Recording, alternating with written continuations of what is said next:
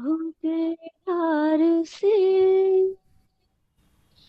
पाप सारे मिट गए, बेपनाह प्यार से मेरे गुनाह धुल गए, तेरे लहू के धार से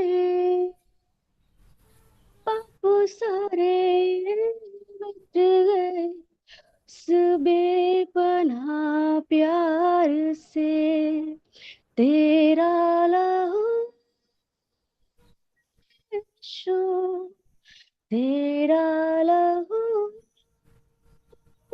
यीशु, जीवन मुझे दे रहा है ये तेरा लहू, तेरा लहू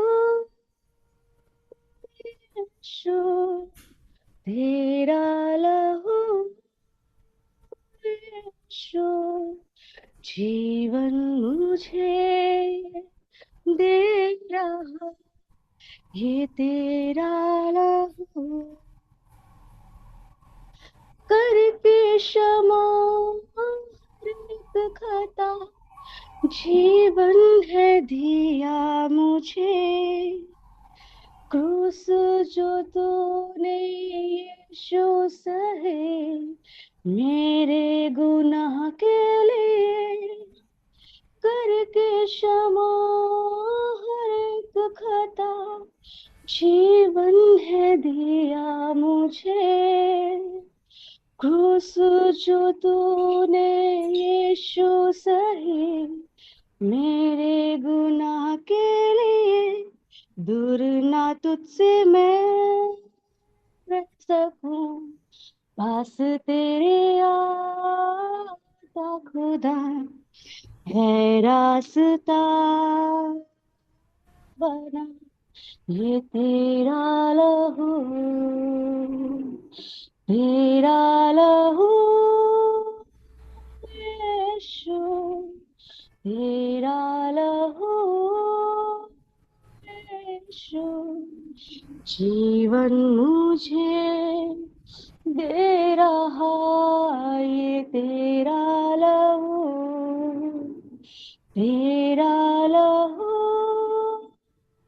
यीशु, तेरा लहू यीशु, जीवन मुझे दे रहा यीशु का लहू, कितनी दफा मैं मुड़ गए फिर भी तू साथ रहा, मैंने कभी देखी नहीं जैसी है तेरी वफा,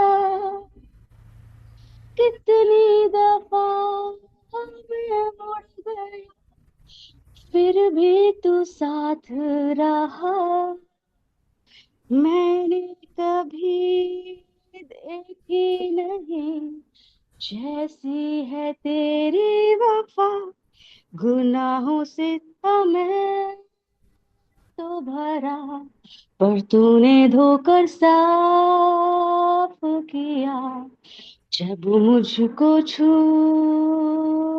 गया ये तेरा लहू, गुनाहों से तो मैं था भरा पर तूने धोकर साफ किया, जब मुझको छू गया ये तेरा लहू, तेरा लहू यीशु, तेरा लहू यीशु, जीवन मुझे दे रहा ये तेरा लहू। Thank you. शालोम शालोम और शालोम। प्रभु यीशु की शांति जो समझ से बाहर है हमारे जीवनों में बनी रहे। यीशु मसीह ने इसीलिए अपना लहू बहाया और हम ने पिछले दिनों देखा कि किस प्रकार से ये अंतिम सप्ताह यीशु मसीह का इस पृथ्वी पर बीता और वहाँ पर कितनी अद्भुत बातें हम देखते आ रहे हैं। और सचमुच में प्रभु का धन्यवाद हो कि उसने हर एक बात के लिए हर एक चीज़ को नियुक्त कर रखा था, लोगों को, जगहों को नियुक्त पहले से कर रखा था कि ये जो विशेष सप्ताह है वो हमको कुछ दिखाता है। आज हमने हमने कल तक देख लिया था आराधना, और नेहा ने बहुत अच्छे से बताया, सातों वाणियाँ बताई किस प्रकार से प्रभु यीशु मसीह ने जो कहा वहाँ से इस क्रूस से, वो ऐसा लगता है कि जैसे वो छोटी छोटी खिड़कियां हैं जो कि स्वर्ग की हैं, जो कि पिता के हृदय को बताती हैं यीशु मसीह के द्वारा। आज हम देखते हैं कि आगे क्या हुआ। मत्ती के अनुसार जब हम चल रहे हैं तो हम इसी में आगे बढ़ेंगे। मत्ती उसका 27 अध्याय और उसकी 57 से और 61 तक। स्मिता आप पढ़ दीजिए। जी हाँ, मत्ती जी 27 का 57 से 61। और सब लोग, आप लोग ध्यान से सुनिएगा कि यहाँ क्या हुआ है। प्रभु यीशु मसीह की मृत्यु हो गई है, वो उसने अपना काम पूरा कर लिया है, और किस प्रकार से जो है वो प्रभु ने अपने आत्मा भी पिता के हाथ में सौंप दिया है। अब क्या होता है? जब सांझ हुई तो यूसुफ नामक अरिमतिया का एक धनी मनुष्य, जो आप ही यीशु का चेला था, आया। उसने पिलातुस के पास जाकर यीशु का शव मांगा। इस पर पिलातुस ने दे देने की आज्ञा दी। यूसुफ ने शव लिया, उस उसे उज्जवल चादर में लपेटा और उसे अपनी नई कब्र में रखा, जो उसने चट्टान में खुदवाई थी, और कब्र के द्वार पर बड़ा पत्थर लुढ़काकर चला गया। मरियम मगदलिनी और दूसरी मरियम वहां कब्र के सामने बैठी थी। जी हाँ, तो हम यहाँ पर देखते हैं कि अब प्रभु की मृत्यु हो गई है, और जो है वो उनका गाड़ा जाना क्यों इतना इम्पोर्टेंट हो गया? कहीं पर भी जैसे दूसरे क्रिमिनल्स की बॉडी को ऐसे ही फेंक दिया जाता था, या जो कुछ भी उसके घर के वाले आके ले जाते थे, वहाँ तो कोई भी नहीं था यीशु मसीह के पास। केवल उसकी माँ और थोड़े से एक ही चेला था। और हम देखते हैं कि किस प्रकार से उसकी गाड़े जाने के लिए एक बहुत कुछ लोगों को प्रभु ने नियुक्त कर रखा था। क्यों क्यों इतना इम्पोर्टेंट था गाड़ा जाना? क्योंकि यही शरीर जो था वो तीसरे दिन जिंदा होने वाला था, और यही शरीर जब जिंदा होने वाला था, तब प्रभु के आने का मकसद पूरा होना आवश्यक था। और उसके लिए एक ऐसे कब्र की ज़रूरत थी जो कि जिसमें कोई गाड़ा ना गया हो, क्योंकि जब प्रभु यीशु मसीह जिंदा होते तो चारों तरफ हड्डियां और कोई और भी उसमें गड़े हुए लोग होते, और बदबूदार। वो प्रभु ने, पिता परमेश्वर ने इस बात को नियुक्त किया कि उसका गाड़ा जाना भी एक अद्भुत हो, ताकि उसका जो 3 दिन तक उस कब्र में रहना और फिर उसके बाद हम जीवित होना एक अद्भुत बात हो जाए। यहाँ पर हम देखते हैं कि किस प्रकार से जो है वो प्रभु ने इस कार्य को नियुक्त कर रखा था। यहाँ पर एक व्यक्ति है जो कि यूसुफ है, और वो विशेष स्थान के से आया हुआ है। उसका नाम, स्थान भी का नाम भी बताया गया है, और उसका नाम क्या बताया गया? अरिमतिया जगह का वो व्यक्ति था। और सच में प्रभु ने उसको नियुक्त किया था कि वो हियाव के साथ वो गया और पिलातुस से पूछा, और कि मैं उसकी कब्र ले जाना चाहता हूँ। और पिलातुस ने भी उसको वो कब्र दे दिया, और उसको बहुत ही अच्छे से उसने उसको एक उज्जवल कपड़े में, एक मलमल के कपड़े में, हम दूसरी जगह देखते हैं, उसको लपेटा, और उसको बड़े ही आदर के साथ जो था वो उस कब्र में रखा, अपनी कब्र में रखा, अपना उसने दे दिया। और इसी के साथ हम दूसरी जगहों पर हम देखते हैं कि वहाँ पर लूका उसका 23 का 50 से और 56 तक पढ़ दीजिए, जहाँ पर यूसुफ के बारे में थोड़ा सा और लिखा हुआ है। ये कैसा व्यक्ति था जिसको कि प्रभु परमेश्वर ने पहले से नियुक्त कर रखा था और उसने उस कार्य को किया। लूका 23 का 50 से 56 तक। वहां यूसुफ नाम का महासभा का एक सदस्य था जो सज्जन और धर्मी पुरुष था और उनकी योजना और उनके इस काम से प्रसन्न न था। वह यहूदियों के नगर अरिमतिया का रहने वाला और परमेश्वर के राज्य की बाट जोहने वाला था। उसने पिलातुस के पास जाकर यीशु का शव मांगा और उसे उतार कर मलमल की चादर में लपेटा और एक कब्र में रखा जो चट्टान में खुदी हुई थी और उसमें कोई कभी न रखा गया था। वह तैयारी का दिन था और शब्द का दिन आरंभ होने पर था। उन स्त्रियों ने जो उसके साथ गलील से आई थी पीछे पीछे जाकर उस कब्र को देखा और यह भी कि उसका शव किस रीति से रखा गया है। तब उन्होंने लौटकर सुगंधित वस्तुएं और इत्र तैयार किया और शब्द के दिन उन्होंने आज्ञा जी के हाँ, बस। अनुसार विश्राम की। जी हाँ, थैंक यू। तो हम देखते हैं ये यूसुफ जो था वो महासभा का सदस्य था, परंतु वो प्रभु यीशु मसीह को मान रहा था कि वो ही मसीहा है। वो उसका विरोध में नहीं था मसीह के, वो जो महासभा ने किया था उसके विरोध में था और वो परमेश्वर के वचन को समझ रहा था जो जो जो कि पहले से लिखा गया था पुराने नियम में। और वो सज्जन मनुष्य था, वो धर्मी पुरुष था और वो ऐसा पुरुष था जो कि पहले से प्रभु यीशु मसीह को जान रहा था कि ये मसीहा है।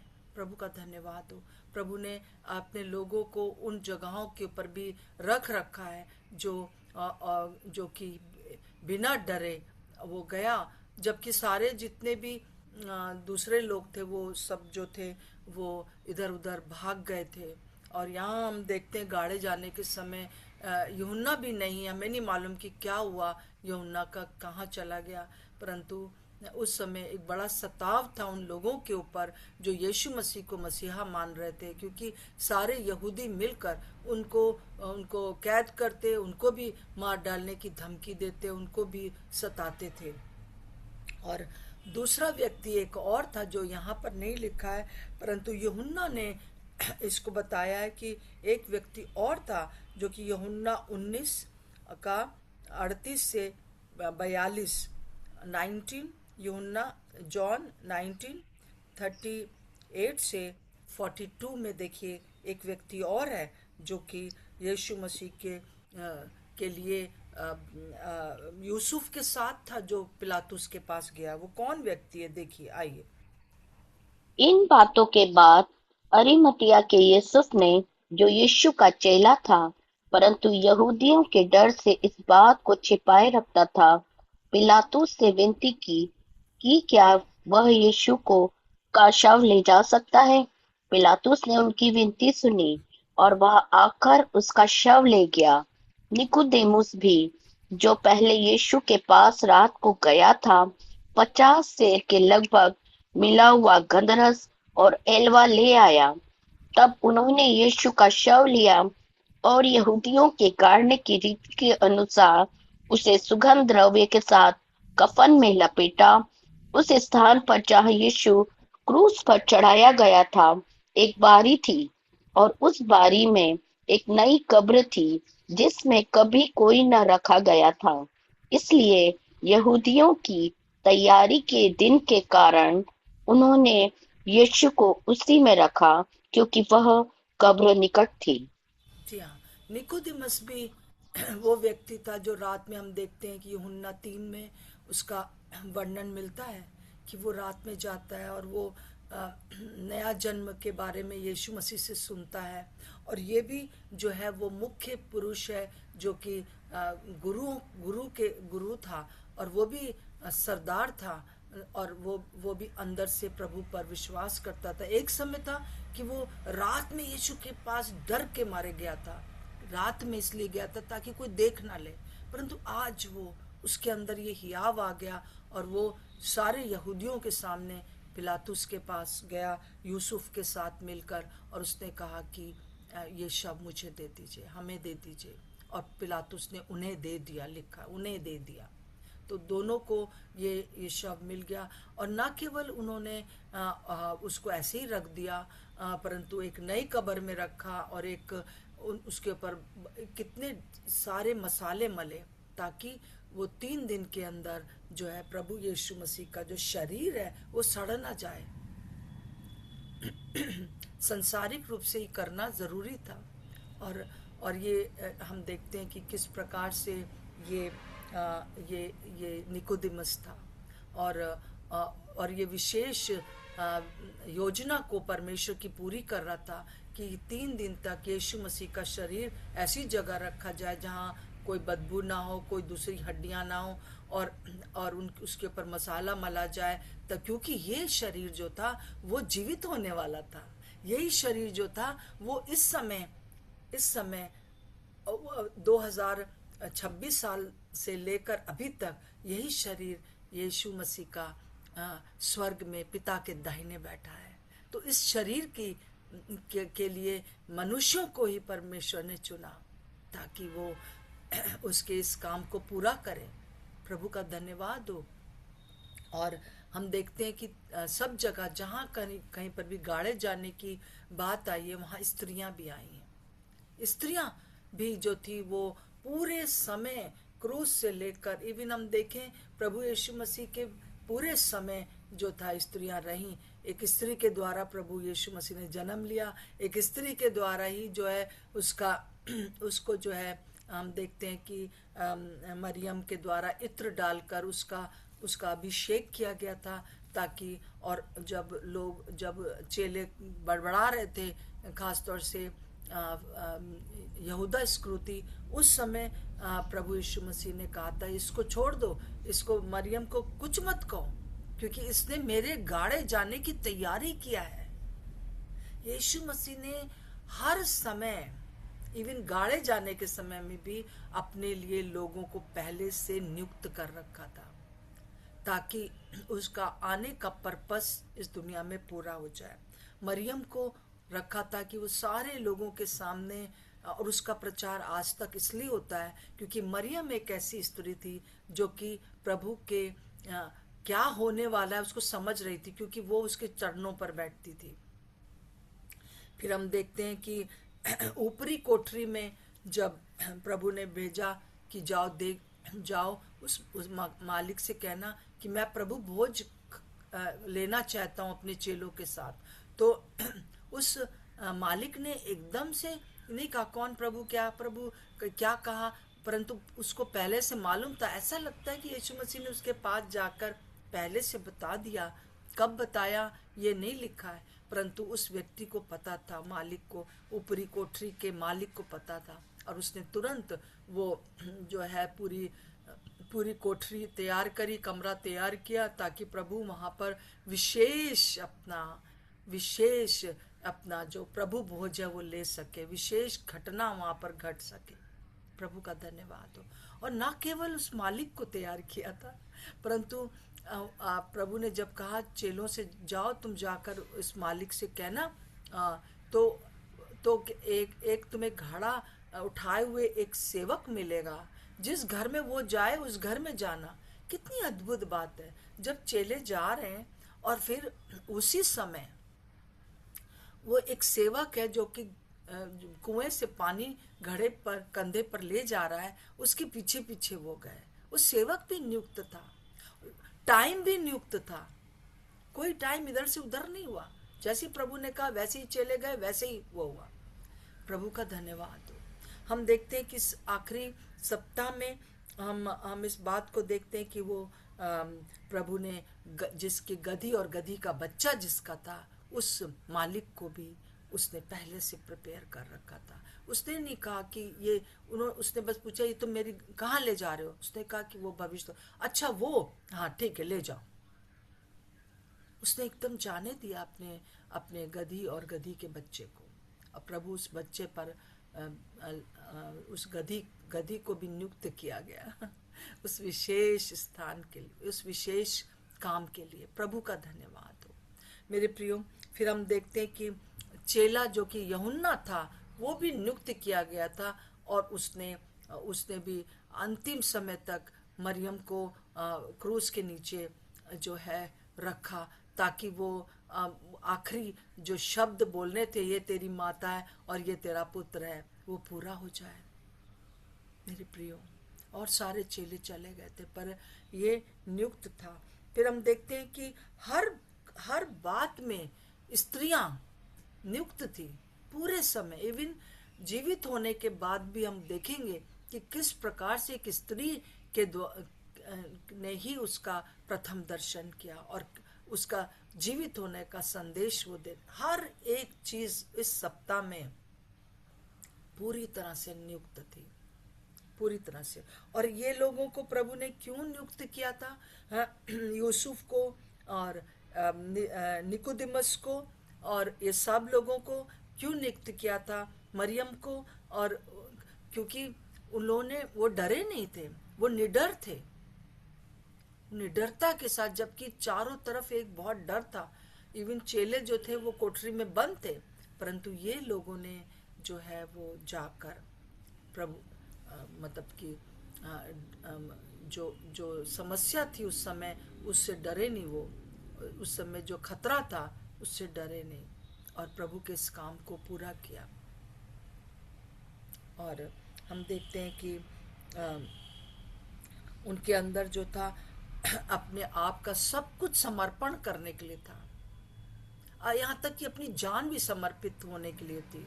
अगर उनको यहूदी लोग समझ जाते कि ये कर रहा है तो उसको मार भी सकते थे, क्योंकि उनके दिमाग में पहले से था कि ये आगे हम देखेंगे आने वाले दिनों में कि किस प्रकार से वो लोग कह रहे हैं कि इस धोखेबाज ने कहा था कि ये तीसरे दिन जिंदा हो जाएगा, तो उस पर पत्थर लगा दो।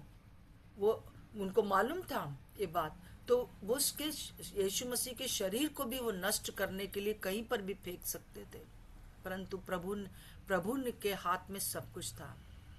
Everything was in his control.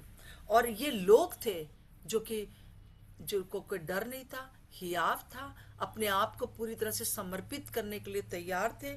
जैसे हम मरियम के लिए देखते हैं, हम कोठरी वाले मालिक के लिए देखते हैं, हम उस गधी के बच्चे को देने के लिए देखते हैं। ये लोग डरे नहीं, इन लोगों ने उस काम को किया। मेरे प्रिय लोगों, मैं आज सुबह यही एक संदेश देना चाहती हूँ कि इस घड़ी जो अभी की घड़ी है, यीशु की आवश्यकता क्या है। इन सब ने प्रभु की आवश्यकता को, उस प्लान को पूरा किया। आज प्रभु का क्या प्लान है मेरे और आपके लिए? उस प्लान को समझ लीजिए। चाहे कितनी भी आंधी तूफान लहरें उठे, उस तूफान के चीरते हुए इस काम को करते रहिए जो काम प्रभु ने आपको सौंपा है। क्या प्रार्थना करने का काम प्रभु ने सौंपा है? इस समय बहुत लोग इस प्रकार से अनुभव कर रहे हैं कि उनको प्रार्थना करने का मन नहीं कर रहा है, प्रार्थना करने के लिए बहुत बिजीनेस आ रही है।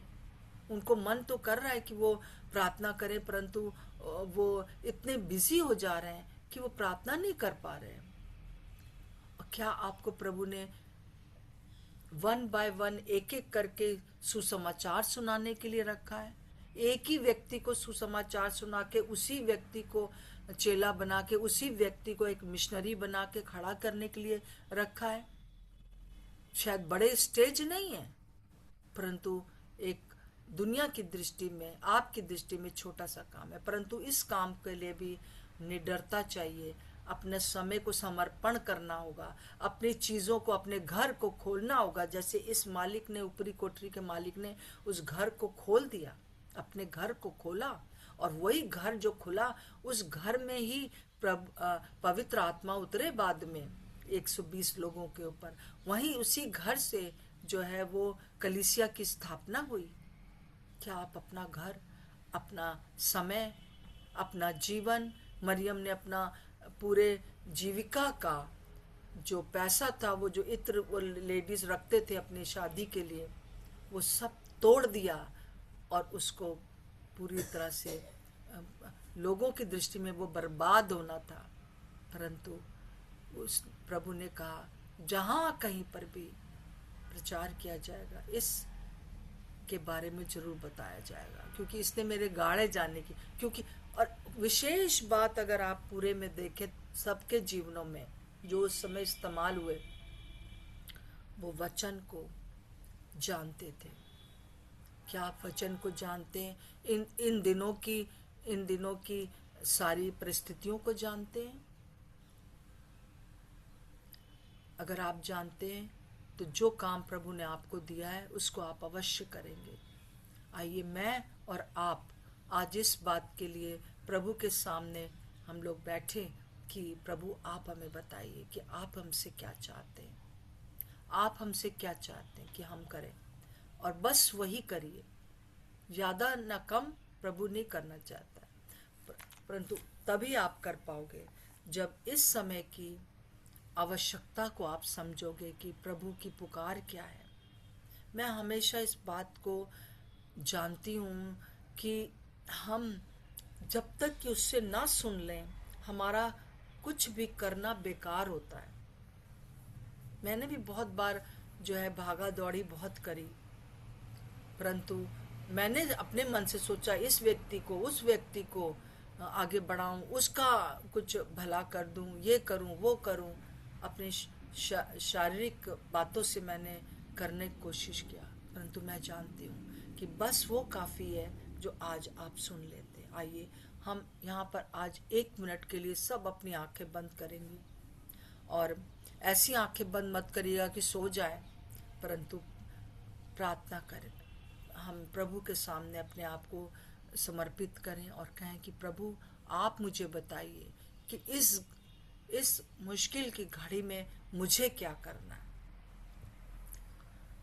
जबकि चारों ओर एक हाहाकार मचा हुआ है, 3rd वर्ल्ड वॉर का सनसनाहट हो रही है, ये वो सारी चीज़ें, महाक्लेश के बारे में ट्रेलर दिखाया जा रहा है कि महाक्लेश के समय क्या होगा।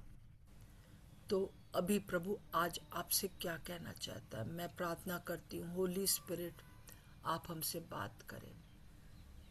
इस समय शुरू होता है, 1 मिनट तक बिल्कुल खामोश रहिए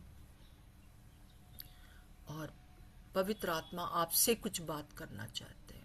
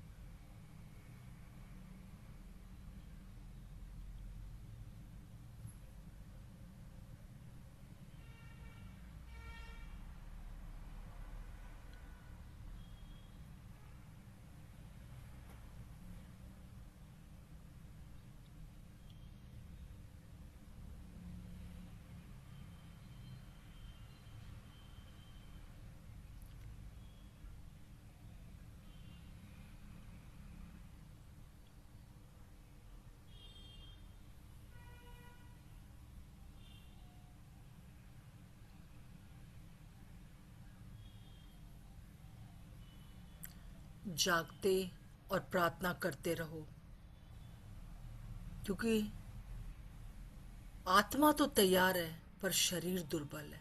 इसलिए शरीर की सारी बातों को यीशु मसीह के अधीन करते हुए वही करते रहो जो प्रभु ने कहा है। आमीन। मैं विश्वास करती हूँ कि प्रभु ने आप सबसे कुछ ना कुछ कहा है कि आपको ये करना है। दृढ़ता से इस बात को बांधे रखिए कि आपको क्या करना है। हालेलुया, धन्यवाद हो प्रभु का। हालेलुया। सविता बहन, आप प्रार्थना करिए कि हमें से जो भी प्रभु ने बातें की हैं वो हम कर सके। सविता टोपो।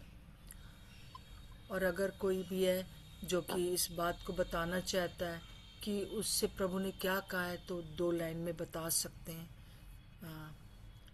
कि प्रभु ने आपसे क्या कहा करने के लिए। जागते रहो और प्रार्थना।